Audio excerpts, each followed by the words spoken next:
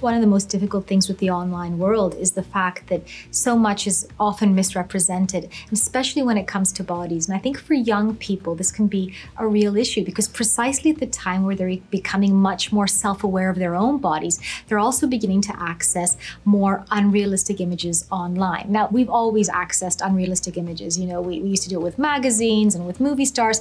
I think the issue today becomes more difficult because kids are taking more pictures of themselves. They're editing those pictures, and then they're seeking out responses from others to be able to feel that they can accept themselves. And I think that's the really insidious thing. So it's really important to speak to your child about body image. And, you know, I don't think this is one of those chats that you have as a one-off. I think it's one of those chats that you have across a lifetime. And there's a few things that you can do to kind of ensure that they're buffered, at least to some extent, against the negative messages they get. I think firstly, it's kind of promoting the idea that, you know, we see our bodies not just as aesthetic, but as functional. And one of the things that I would always do when my daughter was little and someone would say, you know, isn't she pretty? I'd say, well, she's really brilliant at math and a really great athlete. And I do that so she knew that she was more than what she looked like, and this didn't define her. The other thing that you can do is make sure that you're aware of how you speak about your own body image and yourself. Be aware of the language that you use. Kids pick up on this. Thirdly, ensure that, you know, when they access pictures,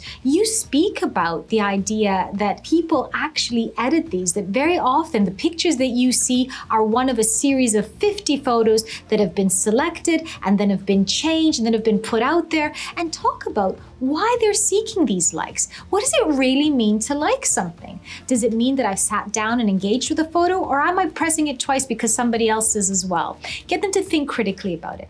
And I think finally, and most importantly, when it comes to body image, ensure that, you know, you teach your kids not to put all their self-esteem eggs in the beauty basket. There really is so many more interesting things that they can like about themselves. The more diverse their sense of self is, whether they're a great speaker or a really kind person or really funny, then the easier it'll be to deal with that spot when it comes up or that negative message when they see it.